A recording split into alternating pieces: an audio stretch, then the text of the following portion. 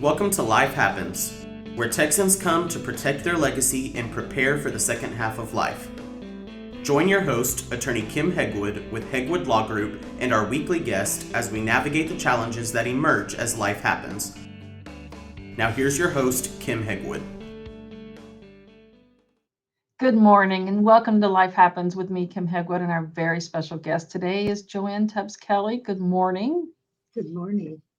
I'm super excited, and because you're the author of Walking Him Home, and this book is about your husband. Is that correct? That's right. It's about my experience with my husband's death via medical aid and dying. And so, because there's a lot of talk now about dying and dying with dignity, and really giving people more options and less pushback, from medical personnel or just other people in general that may have different views on that. And so your book talks about your journey to help him, as far as his decisions of how he wanted to die on his own terms. Can you kind of tell our listeners about that process? Kind of walk us through a little bit about how y'all got from point A to point B, so to speak. Sure. I'd be absolutely delighted. I can talk about my husband forever. Good. First of all, he was a really funny and kind man. And so everybody loved him. And I think that made a big difference in his whole dying process because he felt really supported because his friends showed up. But in terms of his making a decision to use medical aid and dying, well, just so your readers or your listeners are up to speed, we live in Colorado, and Colorado has a medical aid and dying law. And I believe you're in Texas, and Texas does not have it. No, we do not. So, in any case, Alan had always said that we treat our pets better than we treat our elders. And he just could not understand why we would help our pets, our dogs, our beloved kitties, why we would help them die when they're old and in pain and sort of all used up, why we would help them die, but we couldn't do the same for our loved ones, our two-legged loved ones. So Colorado's medical aid and dying law came up for a vote in 2016 in Colorado, and we both voted for it. And there was no question in my mind Alan was going to support it, but and I didn't really have any qualms at all about supporting it myself because I think that it's a logical right for us to be able to decide, just like we can decide things about our getting married or things about our children's lives or all of the decisions that we make about our own health care or the health care of our loved ones. Death in my mind is sort of an extension of that. When we are dying, we are still alive and we make our own decisions, assuming we have mental capacity. So why shouldn't that extend to, okay, I've had all the suffering I can handle and I am ready to call it quits. I just feel like we should have that right. And I don't know if you agree with me, and it doesn't really matter whether you agree with me. I'm not here to try to talk you into anything. I'm here to tell you my husband's story. So I think my husband's story is very compelling in support of medical aid and dying. But am I going on too long here? You're doing fine. And so, Okay. Um, so Alan was diagnosed with a horrible condition called multiple system atrophy, which is a neurodegenerative illness. It's very rare, and it's very similar. If you are familiar with ALS or Lou Gehrig's disease, I am. it looks a lot like that. I mean, he very quickly went from skiing to being confined to a wheelchair. I mean, over the course of just a couple of years. And it was hard. It was hard to watch that happen. Yeah. Yeah, but he took it all in stride. He had a wonderful sense of humor, and he didn't really start complaining until very near the end. And it was not necessary. It was about his pain, but it wasn't just about his pain. Mostly, he lost his joy in life.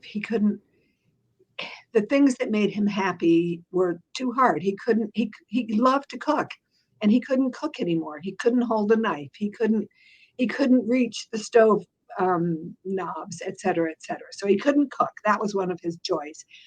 He could spend time with his granddaughters, or his daughters and his granddaughters, which he loved, but they couldn't really understand him because his speech was very garbled when he talked. It sounded like he was drunk when he talked, because it was the cerebellum that was affected by this illness. And so the things that made him happiest in life, he no longer could do. And it was sort of like he was lying in bed trying to figure out, why should I keep doing this? It doesn't make sense. I am in pain. I am not enjoying life. I can't, I need everybody's help to go to the bathroom. It takes 3 people to help him to get him out of bed and to the bathroom. And for him, that was just a huge loss of dignity. Yeah. Yeah. I mean, huge. And that was not how he wanted to live. So I really struggled. This is probably your next question for me, but I'm going to jump ahead. I really struggled making the decision to support him, because I really loved him, and I really didn't want him to die. And, there was a while during his dying that if I could have gone back and changed my vote on the medical aid in dying law, I would have, because I wanted that law for everybody else in the state, but not for my husband. I know it's a really selfish point of view, but in any case, I truly struggled with the decision to support him. And it took me a very long time to come around to the belief. I mean, I knew it in my head, but I didn't know it in my heart. It took a long time for my heart to accept the fact that the most loving thing I could do for him was to support him in his decision. Yeah. So, yeah. But that's hard, though, isn't it?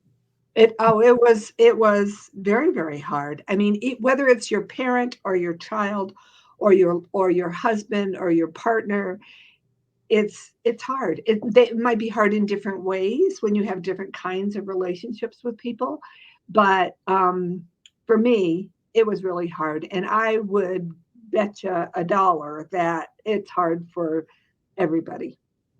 Yeah. I would imagine, and so, because don't get me wrong, I think everybody should have that choice. Is it a painful choice for the family? Absolutely. Because but then I've had to actually put down, in my adult life, 2 different dogs at 2 different times, and I, in my head, as painful as it was, I couldn't let them suffer. It wasn't right to let them suffer, so how is it, why would you want that person you love to be in that situation? So I understand completely, in that aspect, and fully supportive. Did it change any of your beliefs going through this process? Well, yes. I think, like many people, I was just a little, not exactly scared of death, because in my head, again, it's a matter of communication between my head and my heart. In my head, I know that everybody dies, but my heart hadn't quite accepted the fact that I was going to die, and that Alan was going to die, and he was going to die before me. That was just not okay. But I think going through this experience with Alan and watching his beautiful grace and humor and acceptance, it changed me in a very profound way. And it's sort of difficult to articulate exactly what that is, but it's sort of being more accepting of the fact that I'm going to die and it's going to be okay. not just okay, it might even be beautiful. So, well, that's a good thought to have, so because I know it's going to be beautiful, so I can tell you that. Um, and so what gifts did you take away from this experience? Well, being married to Alan in the first place was a gift. It was the third marriage for both of us. We got married when we were in our late 40s, and he was the one. We fit together really, really well. So that the first gift was having Alan in my life, and the second gift that Alan gave me was the ability to relax a whole lot. I was into this: work hard, do well, be a perfectionist, get straight A's in school and in your career and all that kind of stuff. I was in that mode.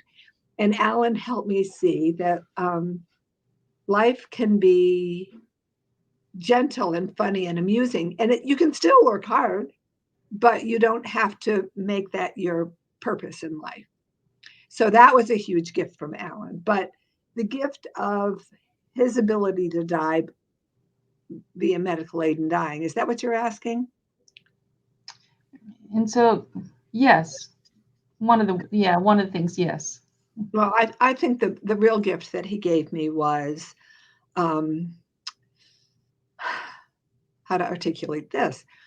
The real gift that he gave me is that I now have a new calling, and that is to help people who are dying suffer less. So to relieve the suffering of people who are dying. And I am right now in conversation with a graduate school in Wisconsin to get a master's in thanatology, which is the study of death and grieving and bereavement and all of those kinds of things. So, wow, I didn't know that exists. That's awesome. Well, I know. Well, there's only, as far as I can tell, there's only one program in the United States that offers a master's in thanatology, and that's this college, Marian College. There are probably others that allow you to put together stuff in an independent study kind of thing, but you have to go to Canada to get a doctorate in thanatology. Isn't that weird? It's not surprising. It's not surprising. Okay. Yeah, I think it's not surprising. I think people struggle. I think so many people struggle with this. So that's, that, and I think they struggle with it as far as, whether it's their beliefs or, where they just don't want it to, to occur or things like that. And so, which kind of leads me to, to my next question is why do you think that death and dying is still such a taboo subject? That's a good question. I think it's a taboo subject because of a long history of how we've treated death in this country. And I don't think it was such a taboo subject, a couple decades ago when people died at home. But once people started dying in hospitals, once children weren't involved in the death of their grandparents, I think that attitudes towards death changed. And one of my goals, I'm building a website as we speak. I want to make it less intimidating to talk to your loved ones about death. I want people to sit down on the day after Thanksgiving. We'll call it National Talk About How You Want to Die Day or something, and have a conversation with their loved ones about what they want and don't want. But I want to make it fun. I don't want it to be this big, heavy, oh my God, we have to do this kind of thing. And I went to a dinner party. I put on a dinner party a couple nights ago, and I brought the smoked trout and the chocolate torte. I mean, it was something people wanted to come to. And I told them we were going to play a little game afterwards, but I didn't tell them what the game was. And we played a little game about how do you want to die? And we paired up the couples, and the wife wrote down what she wanted and what she didn't want when she was dying. And the husband did the same thing. And then they turned their papers over and tried to predict what their spouse would say, excuse me. They tried to predict what their spouse was going to say. And we laughed so hard, we cried. And I think people learned what really a lot about it, and it was fun. Mm-hmm. I mean, when I say about it, I mean, people learned a lot about what their spouse, what their loved one wants at the end of life. So I'm not guaranteeing that everybody will laugh as hard as we did. They would But in my family, so pardon? so they would in my family. We're Would they? not Oh, opposed to talk about death and dying and everything else because we do that at the kitchen table. So good, good. Well, good for your family. Have they always done that? pretty much, probably more so with my mom than my grandparents. Uh-huh. I think with my grandfather, had he been able to make the choice himself, I think he would have done that if he Mhm. would have been able to do that. He struggled. My grandmother passed away first, and he taking care of her, he started having strokes, and so Mhm. when he lost his ability to drive, it was just so devastating for Yeah, him that, I mean, that was probably the worst thing that's happened to him in his entire life was not being able to drive. yeah. So then I had to remind him that having a chauffeur was actually better, because then he could look out the window and he could actually see stuff, and he didn't have to worry about whether or not, he was driving too fast or too slow. I mean, he got to actually enjoy the ride, Oh, so he good. needed to look at it, as a different experience. But, I said, I don't know about you, hon. I said, I like to get chauffeured around. And so, because then I can see everything, both sides, I don't have to worry about traffic, so. And then we threw him in the truck and drove him around a lot just to make sure he could appreciate the experience, But I was towards the end, he was, it was the worse his body got. His brain was still good, but the worse his body got, the harder it was for him. Yeah, yeah. Well, that's really a lovely story, and I would love to capture that and use it in a book sometime, because the first book that I seriously considered writing was about taking away the car keys from my dad, who Yeah. had Alzheimer's. Yeah. So, but when you were telling the story, I was picturing. You said chauffeuring him around. I was picturing a limo, and then when you said we threw him in the truck, it was, oh yeah, Texas, Texas.